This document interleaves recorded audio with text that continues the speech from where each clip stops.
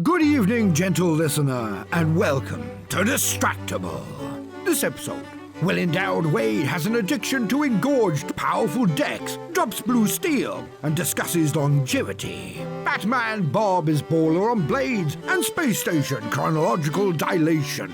Masonic Mark buys a blow, drops Mike Dietz, becomes a printing prince, and derides deep-sea doo-doo. From nude duels to mumbling Matthew. Yes! It's time for Time and Stuff. Now sit back and prepare to be distracted and enjoy the show.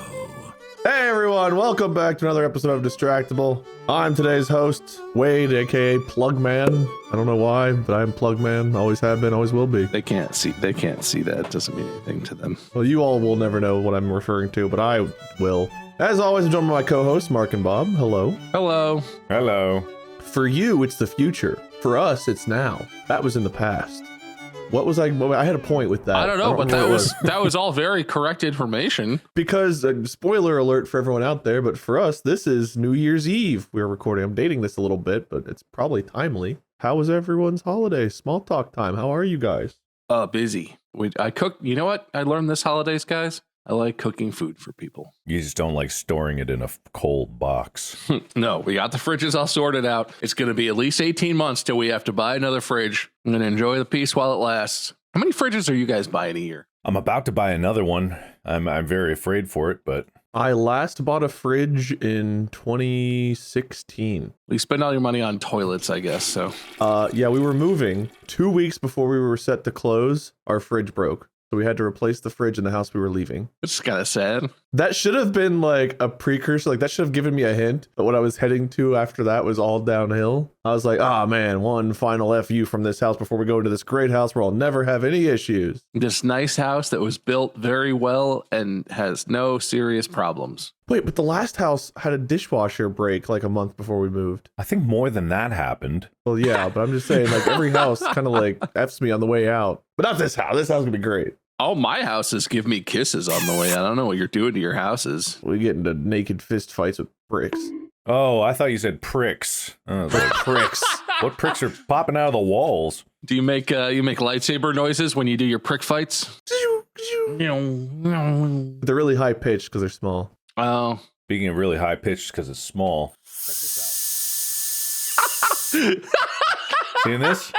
When you said check this out, it sounded like you were in a 1930s phone call. Is that a blower or a sucker? It's a blower. Technically, it sucks air in here, but it blows. Oh, yeah. We can see which hair is real and which hair is CGI when you do that. I know. Oops. Sorry. The green screen revealed itself. Out my eyes. Man, I can't believe that didn't feel good for your eyes. It's unfathomable. Got my eyes. Anyway, I got this. It's my favorite thing now. Because I was very impressionable. I watched one TikTok or short that was reviewing a bunch of these, or maybe it was a video, a bunch of these like electric blowers. And it was like, this one actually works and goes really fast and the fastest. I was like, I'll buy that one. And it goes really fast. What are you blowing? Dust. It doesn't collect it. It just makes the dust go, woo! It really does. It doesn't clean much, but because I dusted out my computer because I'm like, that's what's wrong with the graphics card. That's why DaVinci says I have none. And so I blow all the dust out and it goes everywhere. And I'm like, it's clean. And I watch as my computer just goes, sucks all the dust back in with its fans. I'm just like, shit. But the rest of your office is looking a lot better. What you need, along with your mini blower, is a mini vacuum. And so you can just like, and hold one and do one, and it'll be a whole. I really blasted dust straight into my eyeballs. Well, where's your tears? You just need some tears. It's so dry. I don't think I have any tears. You got a humidifier, or do you guys not need those? Man, I should, but I won't. Okay. Or you Wade? I mean, it's so much effort to get a humidifier that I couldn't do it. I couldn't be bothered. That does sound like me. One of the Christmas presents I did get is an instant camera. It's not a Polaroid. I was trying to not say Polaroid, but it's an Instax. It's one of those where you snap it and it poops out the little thing, and then the picture develops on. Like a Polaroid. Yeah, but it's not though. But it is basically. Anyway, those are awesome, and I love them. They're adorable. You immediately have a little keepsake. You can take pictures of people and give the pictures to those people. Highly recommend. I'm like so late on this that it was cool and then it wasn't and then it was cool again and it's already not cool and I'm just getting in on this. But we've been doing that since Polaroids. Yeah. I think it's cool. I'm really proud of you, man. That was a weird way to emphasize your point, but I'll take it. He was playing his pig pen for Christmas. Don't mind him. Hey, you don't make fun of Mark. I feel so loved, guys. Thank you. He's got his little blower. He's walking, blowing the dust, and it just like forms a cloud and trails behind him. It really does. Yeah, it doesn't help at all. Mark's entire life is sitting down somewhere and being like, oh, it's a little dusty. Everything else in the entire room gets coated in dust when he's like, this spot. And you go somewhere else, you're like, oh, man, it's dusty over here. I love that for you. That's perfect. Thank you. Thank you very much. It's probably good that you don't stay up super late, Mark, because like if you watched late night TV, the amount of things you would buy. Act now, get this, and but another one free. Well, yeah. I mean, I love a good capitalism as much as the next guy. I switched back from my Beacon microphone back to this really nice XLR microphone that I've had that was really high quality because I saw an ad for the Beacon Studio, which allows you to plug in XLR mics into the Beacon setup. And so I've roundabout came all the way back around to where I was with my Go XLR. And now I have this. There was a while where like you would tell us about different things you were trying and I was like, I should try that. And I tried a couple of them and then like the moment I did, you would either move on to something else or go back. So I've given up and I'm just like, he'll be back. Let's just give him some time. Well, I don't have the Go XLR. This is a new one and it's nice because now it works and is supported. And the studio is like the first thing. I don't do a dual computer setup, but I know you do, Bob. Mm-hmm. This is an integrated dual CPU. It's 2 USBs from each computer goes right into the studio and the XLR works for both. It's I think it's one of the first devices that can do both. I'm not sponsored. It's not the first device, but it is close. I think I have the first device. But when I have a $1,500 microphone sitting in a box in the other room, I really, really realized that I should have been using this for a lot longer. So now I'm back. Anyways, am I time for small talk yet, or is we just going to go on about? Oh, let me check the official clock. Yeah. Man, I don't really have anything. I talked about all the things that I got, to this gadget and back to this thing. All the things you got. Your old microphone and a dust blower. Merry Christmas. Christmas was good, low-key. Render farm's going well. It's actually kind of boring now. The render farm is just kind of working, and I don't have anything to complain about. Now you're moving on from it. Like, it's not fun. It really was the problems along the way. I just can't believe it. Oh, I know.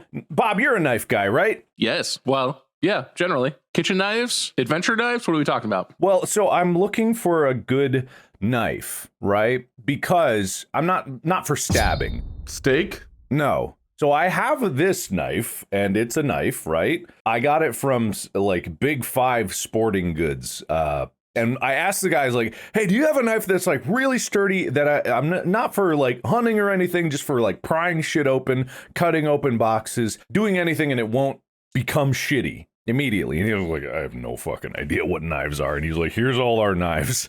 And I go, I'll take that one. Bob, do you know of a knife that's just like unbelievably reliable that I could pry anything up from anything? I could whittle with it, you know. Can I be super honest? I think knife people might disown me on this one. I've come to a realization lately that the only knife you need if you want just to like a knife that for what you're talking about, you should get a utility knife. I have a utility knife, yeah. I think it's upstairs. I have a folding utility knife. It folds in half just like that one. So the one half is just the handle and the other half is the part that holds the little razor blade thing. This is the best knife I've ever owned. It's always sharp. If it's not sharp, literally the one I have, the handle holds replacement blades. So I can on the fly just be like, this blade's done. Boop, fresh blade. And you're not afraid of breaking it, right? Like those blades are thin, but if you snap a blade off in your utility knife, you're like, whatever. You put a new one in. You're not like, I'm gonna break the tip off this nice knife I got. I cannot recommend highly enough a collapsible utility knife that has extra blades in the handle. Buy like 3 of those and leave them in your workspaces or wherever you want them. I usually have one on my desk here. I don't know where it went. I guess I have a Leatherman on my desk, so that's why I don't. I'd rather have a utility knife because the Leatherman is fine, but it's kind of a crappy knife, honestly. You could buy them on Amazon for super cheap. You can go to any hardware store and they'll have the collapsible ones now. Like, it's just so good. That makes sense. All right, knife people, rip them apart, slice them up to ribbons. I'm an X-Acto kind of guy. Get out of here. That's a knife pen. The pop-up, because it goes... It doesn't pop up. What the hell kind of X-Acto knife are you using? Is an X-Acto the right word? X-Acto knives are the ones where it's a little pen-looking stick and you put a cap on it because it has a tiny little triangular blade on the tip and it's for like... Oh, that's not the one I'm talking about then. What am I talking about? Are you talking about a switchblade? No, he's talking about a utility knife like you were talking about, except instead of... Oh, you're talking about like a box cutter, like a sliding action box cutter. Where Yeah, box cutter. Those are called box cutters, which is the exact same thing I was talking about in a different shape. I am not a knife guy. Knife guys, come get us. An X-Acto knife is a precision knife that has special blades that are not just like the same as razor blades that are extremely sharp, but they dull extremely quickly. So they're meant for more arts and crafts kind of things. My buddies in college, two of my best friends lived room together freshman year of college, and they went to Purdue University. And one of them was in, I forget what his major was, but he's doing something where he had to build like architectural models, which involves cutting a lot of foam core board and like gluing building little buildings and whatever. And so he had an X-Acto knife. He's like on the floor of their dorm room doing some homework project. And my other buddy was fucking around and like, I don't know why, but lunged at him. And my friend's response was using an X-Acto knife was to just go, ah! And stabbed him with an X-Acto knife, like really mad in his thigh in the middle of the night in their dorm room.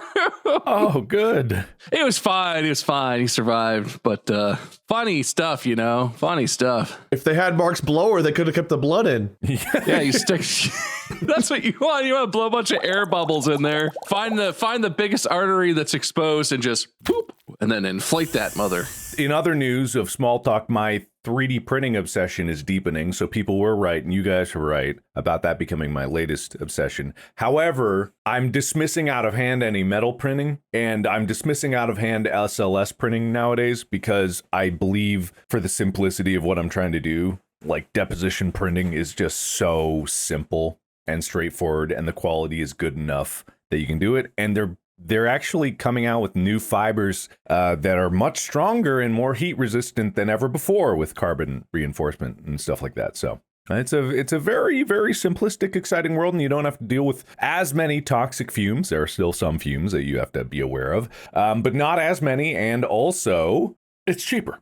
Oh, if you're looking for that, you should try 2D printing. It uses like a wood-based thing. You made that joke last time. I'm making it again because I'm original. I don't know how relatable this was, but it feels relatable to me. I've been thinking about 3D printing a lot since we talked about it. And in my head, I'm like, oh yeah, I'm getting back into it too.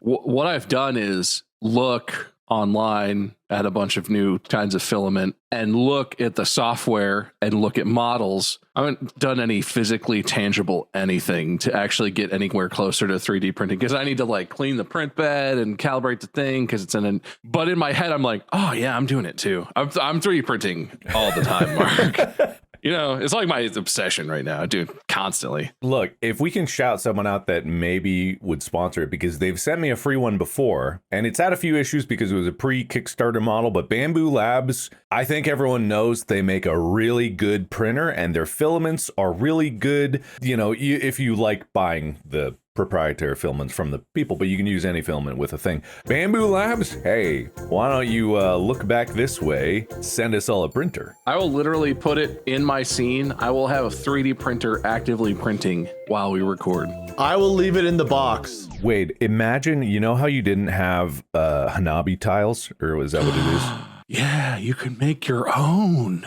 What? You could have printed your own missing Hanabi tiles. I will open the box. This is not a lie either, because they have colored filaments. You can make the filament, the color match close enough with anything you had. You can print out any missing like little game pieces that you have. Do I still have to go to the grocery store for food? No, you can have that delivered still. Yeah. You can print a food drop box outside of your house so that you never have to interact with anyone ever because they'll just put it in the box. Okay. Dude, 3D printing actually is kind of revolutionary when you start to realize how many little bits and bobs that you don't need to go buy anymore because you can make it. Light bulbs? You probably could 3D print a light bulb, but I'm going to say that's probably not a good idea. Yeah, you'd probably have to go into like ordering, there's a whole world of 3D printing that is you make this thing and then you integrate parts from hardware stores to create larger ensembles and larger, more complex things. If you had a soldering iron and LEDs and a little bit of know-how, you could 3D print some kind of housing and solder up an LED array, and you could make your own light bulb. Do they make a conductive filament? That's interesting.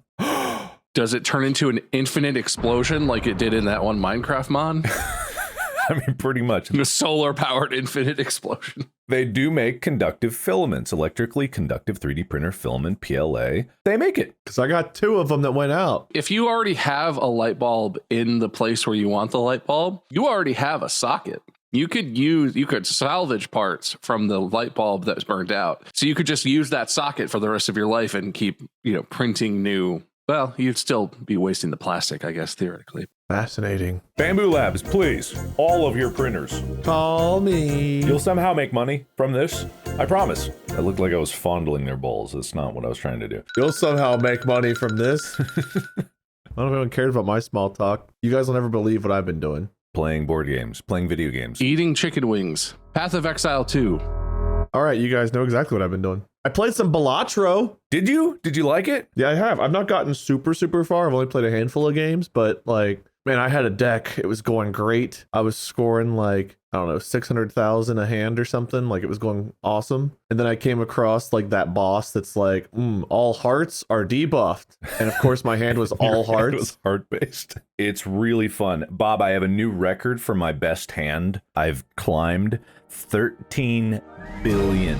Good Lord. For one hand? For one hand, I got 13 billion. I still haven't reached the exponential levels, but last time it was just a million or two. I forget what it was, but I went up. It's amazing how quickly, if you get a few more multipliers, you just go up and up and up, and 13 billion. And I still only got to ante 13. I don't think I haven't meaningfully improved my max score. I've unlocked more decks and I've unlocked the challenge modes, and I've been focusing on that a lot. So my max is still 36 million or whatever it was. But do the challenge modes give you anything else? Is there anything else you get? Not that I could tell. I gotta be honest, I've only actually beat one. It doesn't seem like there's anything specific that you get, but it might be you unlock cards or specific decks or something. The one I beat, I think, might be the easiest one also. So it is very fun. It's oddly addicting. And then you have that hand that you think's going well and you come across the wrong thing, you just start over and you're it was those jokers. I'll get better jokers this time. And you never do. I'm always I need to focus on jokers, and I fall into that trap, and then your success is entirely dictated by whatever random shitty jokers you get, because you never get the good ones or the one that you want. I have a weird hoarder mentality with the deck where you start with an extra $10.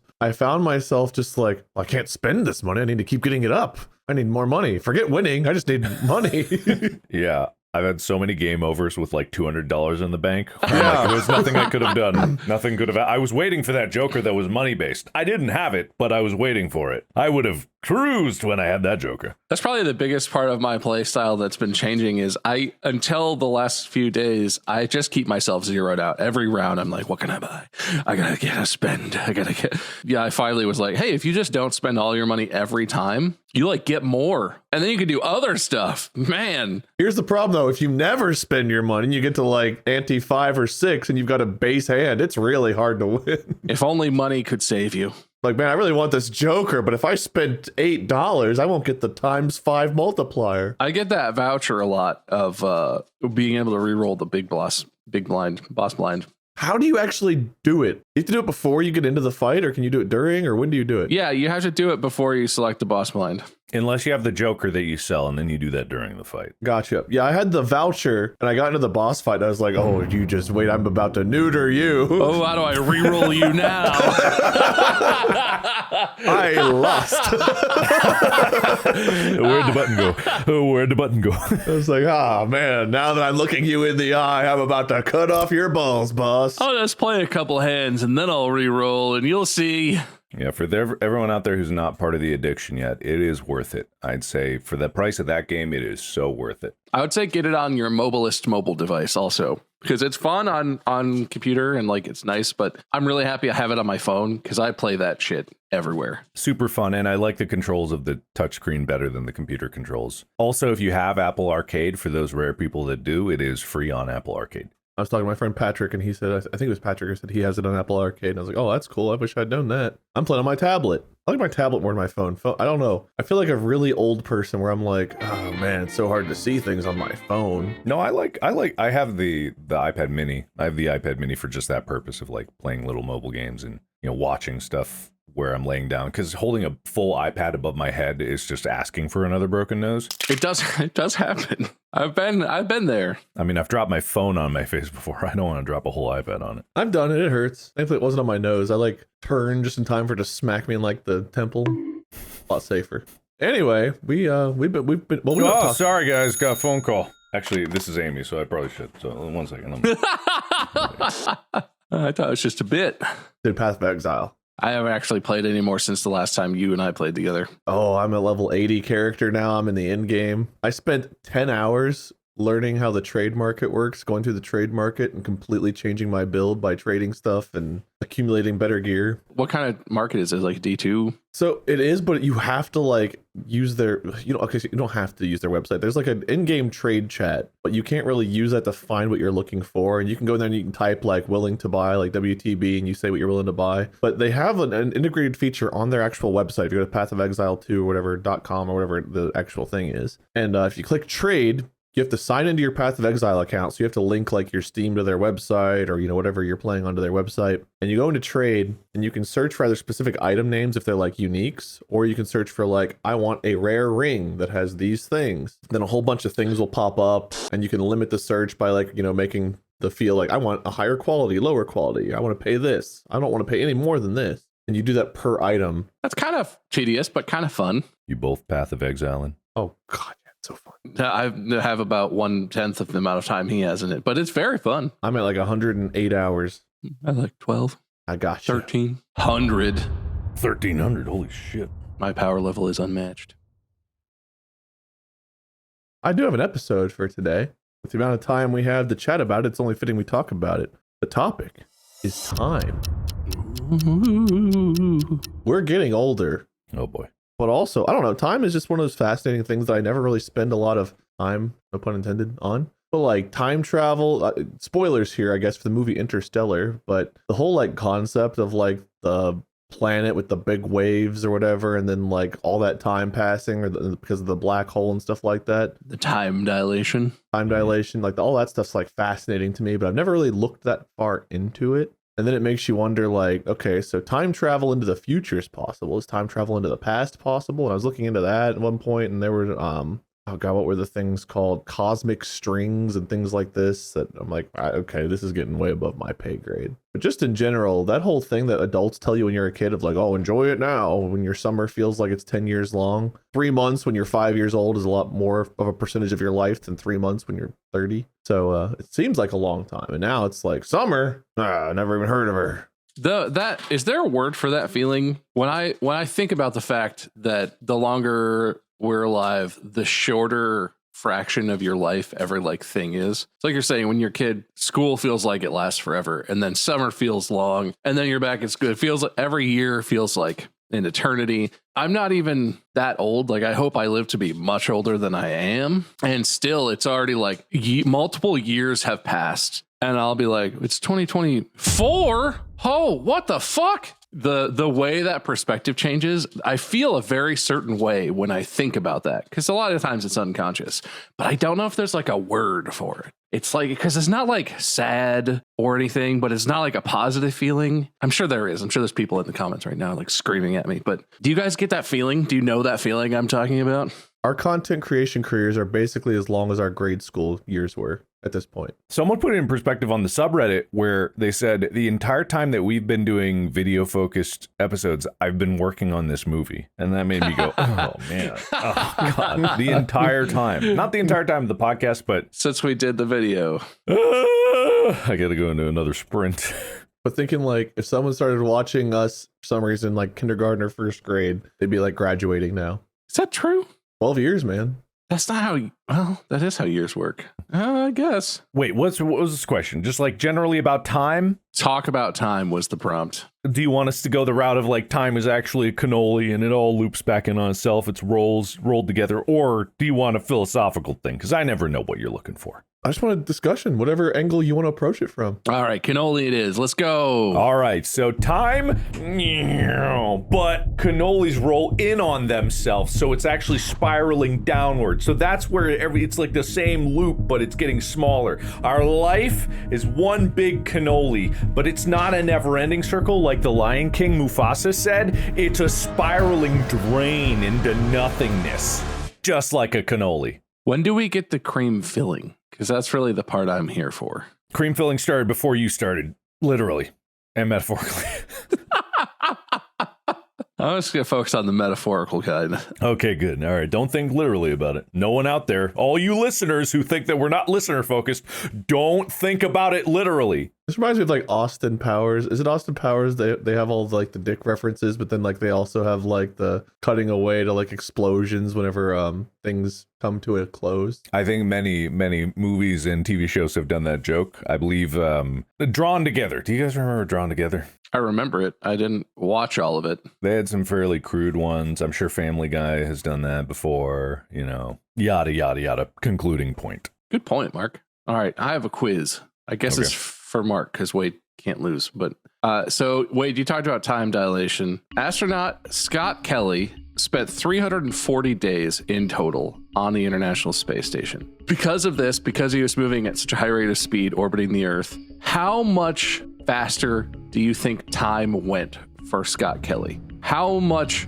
older do you think he is than, interesting fact, his actual twin brother who does exist and lives on Earth? Okay, so 340 days, almost a full year on the International Space Station orbiting the Earth at 5,000. How fast do those go? 15 trillion miles an hour? Don't fact check me. Is he physically aging Excuse faster? me, Wade. He's talking to me. Excuse me, Wade. He's talking to me. He's talking to me. He's talking to me.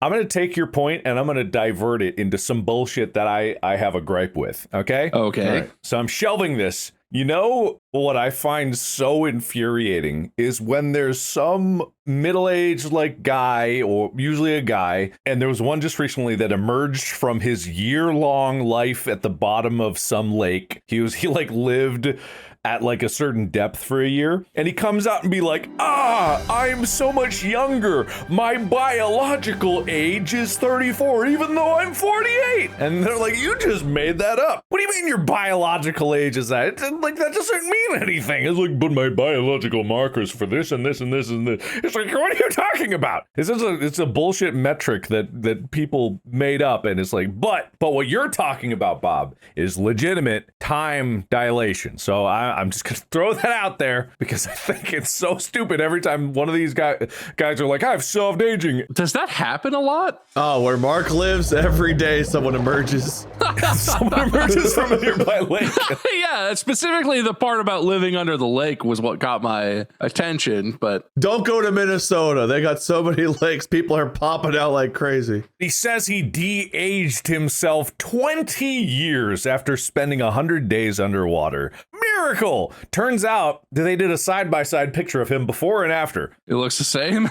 He looks exactly the same. I was gonna say he looks a year older. No, I totally get the idea of like, oh, you have indicators physiologically that you could measure where it's like, oh, your heart health is very good or not, or very bad, and you're actually cardiac wise, you're older than you should be or whatever.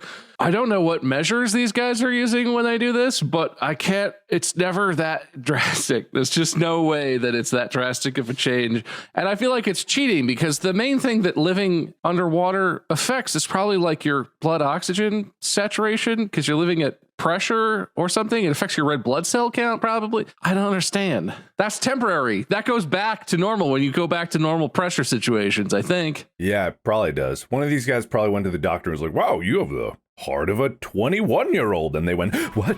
Oh my God, I've done it. I've unlocked de-aging. Yes. And the doctor's like, what? Huh? And so, yeah, anyway, but percent older, younger. Older, younger. Older. Astronaut Scott Kelly aged an extra amount of time because he was traveling at such a high rate of speed orbiting on the space station for 340 days.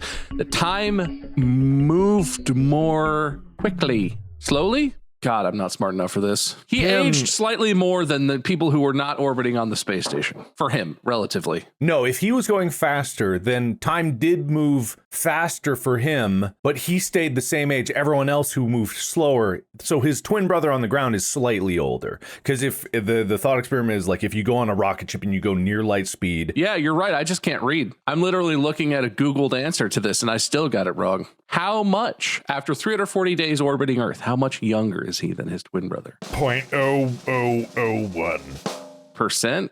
Sure. I don't know how to convert these things.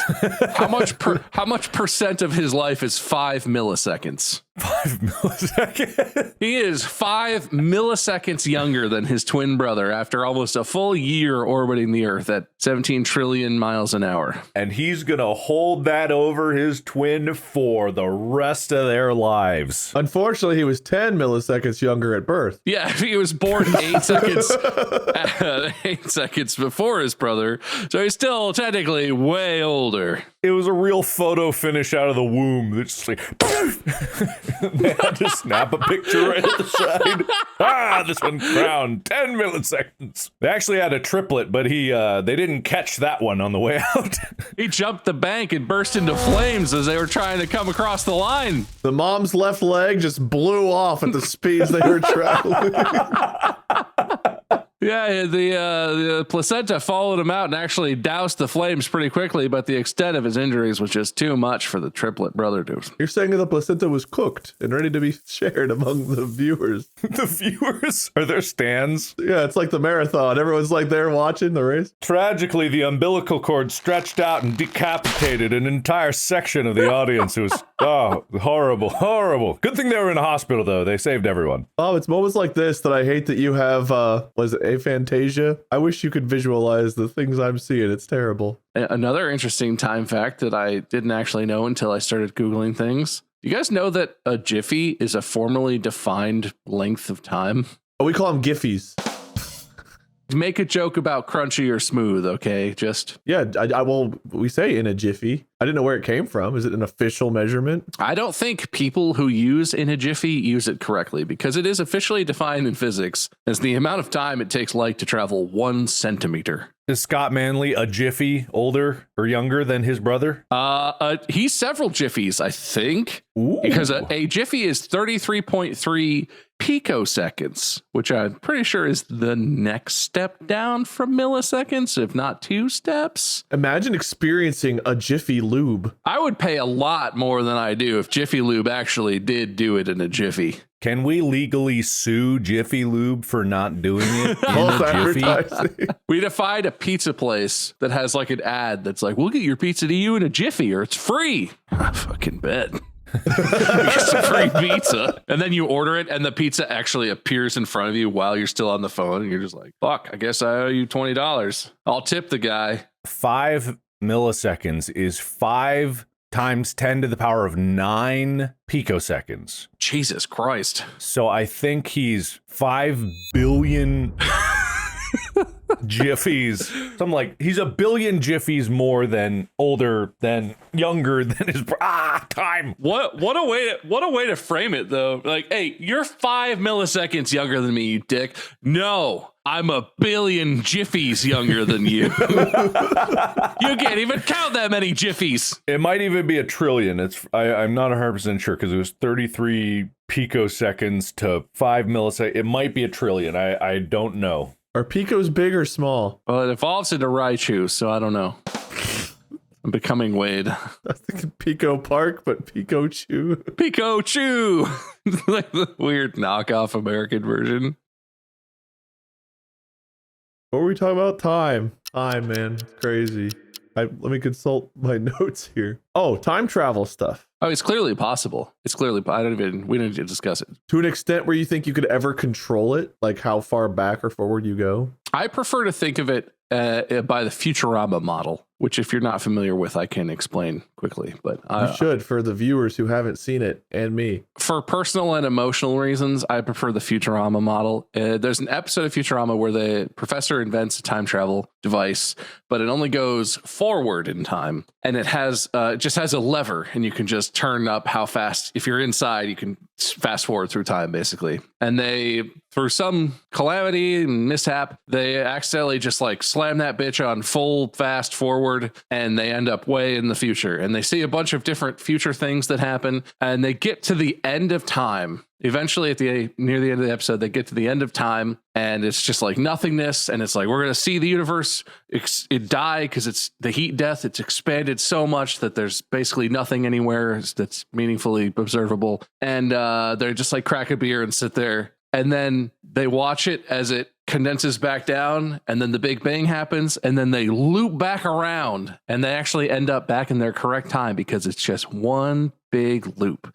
But they're just a little higher. Yeah, they're 5 feet. Apparently, this universe is 5 feet lower than the previous one. But they fixed the paradoxes thanks to murder. That's my favorite. Broad strokes with like time travel, everyone knows that you can go forward, and you can go forward faster than others because time is relative and so all that stuff. Einstein said it better than I ever could, right? Yeah, and so when you're on the train and you're going very fast, it's just like you are time traveling forward in time, yeah? He talked like that. Little known fact, that's how he talked. He's actually very funny. There's a few like paradoxical things about that. It seems paradoxical. It probably is, but there's ways to rationalize it. So like, a photon, right? A photon travels at the speed of light because it is light. To it, the perspective of everything else is so fast. Everything else is going through time forward so quickly that it's basically instantaneous from the moment that it's born to where it hits. It doesn't have a perception because it's just a photon, so it can't perceive things, but theoretically it's going speed of light, so everything else happens instantaneously. It's created and it hits wherever it hits all at once. So the thought process is no one can really go the speed of light, because if you were to accelerate up to the point where speed of light, everything else would start moving so fast and you would lose mass in conjunction with everything else. Yada yada. The math is crazy complicated and stuff like that, right? But I've heard many theories that say if you were, say, to cross over this asymptote that is the speed of light, this theoretical boundary that people could never really get to because they'd have to have no mass to get there. Except in Star Trek. Yes, except in Star Trek. If you could cross over, some people theorize that you would start moving backwards in time. Like you accelerate to the point of infinite, and then as you go to cross over, you would start to move backwards in time. That's like one of the proposed theories. There's no way to prove it. There's no way really to, I don't know the math of it. It's just kind of an anecdotal thing that is there. We just need a photon willing to wear a GoPro. That's what in Interstellar they tried to do, when they sent it into the black hole. They just tried to like GoPro it into there. Got one of those 20-foot selfie sticks, and he's like, all right, roll down the window. Stick it in. What are we seeing? But in my really rudimentary understanding of what that, and maybe there's a couple different theories about it, but the theory is like, if you were to cross over that and start moving backwards, it's not like you could just slow down again and go back out. It would take just as much effort to cross back over to go forward in time. So once you start going backwards in time, it's like once you cross over this boundary that apparently nothing can ever cross over, it would be equally as infinitely difficult to get back to the other side. So you would just be going backwards in time forever. Would you have to go fast or slow to come back? See, that's that. I don't know. I have no idea. Do you have to slow down to get to this slow asymptote to get back over? I really have no idea. You have to walk in reverse really fast. Because it's breaking physics completely. It absolutely is. But that's also where black holes break physics completely. Because the idea is that like nothing can move faster than light. And yet black holes suck in light. The light accelerates towards the event horizon and will become trapped in there and can't escape. So that boundary means that even light can't move fast enough to escape. So what's going on there? It's really hard, and I am not an expert enough to in any way confidently explain that, but there are these kind of paradoxes where it's like, okay, we have these rules that we have defined, but the universe doesn't really give a shit about our math. It just does whatever it does anyway. So who knows if it's possible, but it's one of those things where it's like, if you go into a black hole, you will die an unbelievable death. You might not even notice. I mean, you will die, but you might just sort of poof out of existence in a relatively painless experience. Aside from probably being terrifying on the way in or whatever. Has anybody done that and then lived to talk about it? Other than Matthew McConaughey, no. Came back out and he's like, I found a Lincoln in the black hole. Cooper, what are you doing in the black hole? I'm just living, man. Livin. Unrelated. Have you seen his commercials recently about like the NFL and eating food? Yeah, those stupid fucking commercials. Eating food. I love eating food. EATIN. Those are the dumbest commercials. They always make me laugh. They don't make me laugh. They make me angry. I like all the things in them. I like the food. I like the football. But McConaughey's fine. He's a good actor. He's fine. Stupidest commercial idea ever. I'm just eating rice. RICIE. Is that a character thing for McConaughey? He just spells everything. That's all I know from your interpretation. All right. Thanks so much for having me on your show, Stephen Colbert. I just got to go. JUSTGOTTAGO. I thought you were spelled. I just got a GACKOFF. I gotta go. I would never do that. NEVERDOTHAT. What are the rules on how many words you have to spell, Matthew? Well, it's really more of a feeling. FEELIN.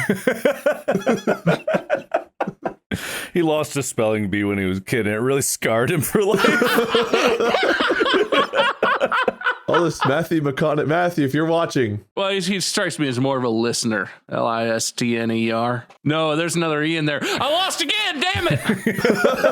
Goddamn spelling bees. You know how many takes they had to do when he was filming Interstellar because he just kept spelling every line? There's actually some trimmed edits there at the end of every take. He just spelled out something. The director's like, God damn it. Is that a joke, Tars? TARS? Damn it! Murph! MURPH!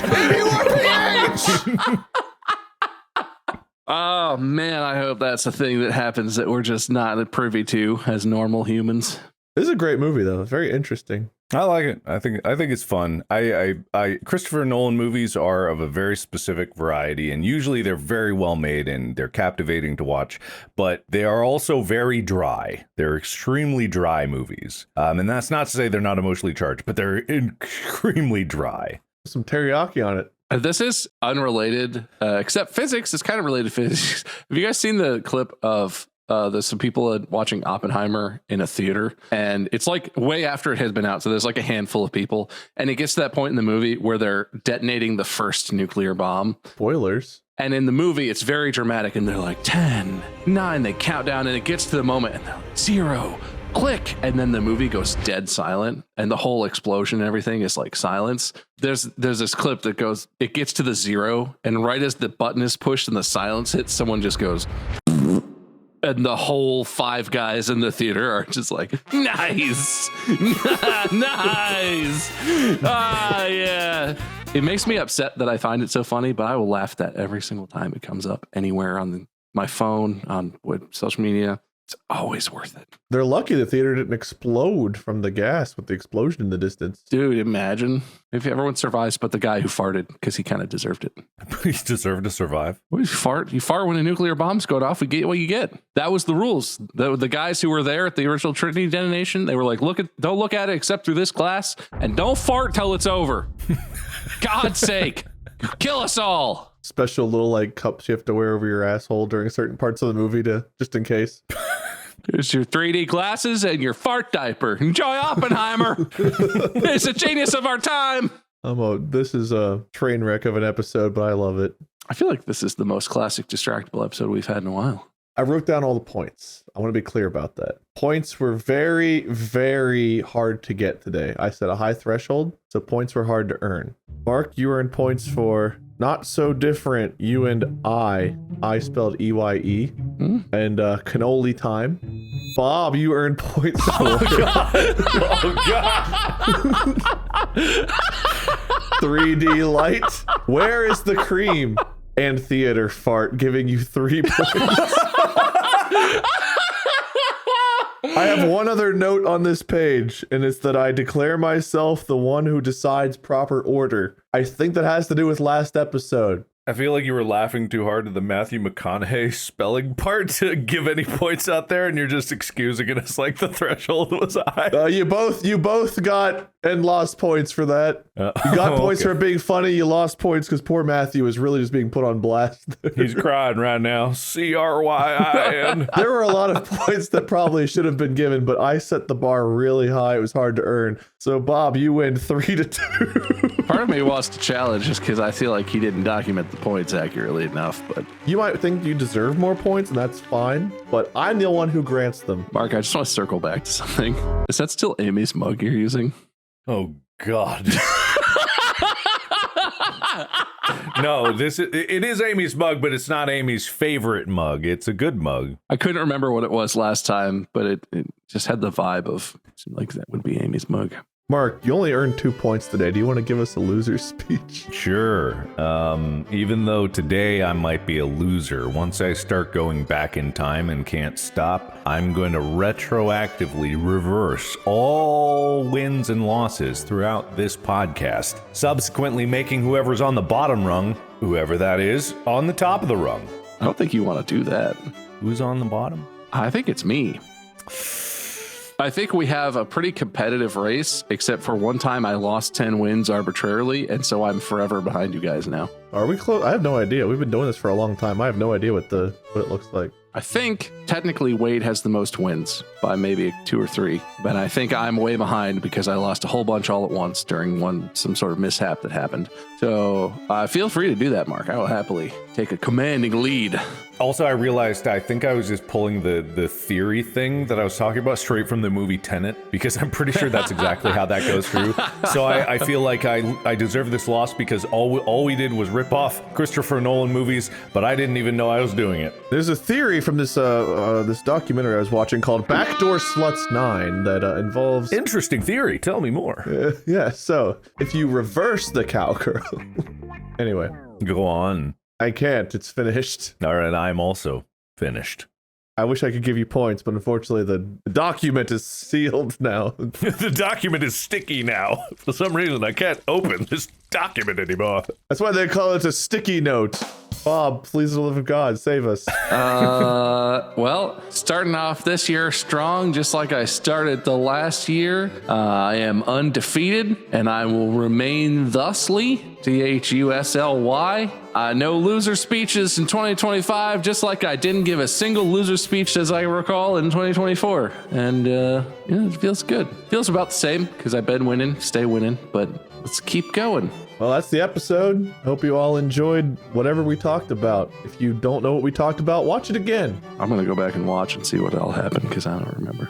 And see if you can figure out where those points were earned. There were 5 of them given today. You can find Mark at Markiplier. I'm Bob at MySkirm. Minion777 or Lord Minion777. I don't know if we have merch. I'm going to be honest with you. I've not gone to the website in a long time.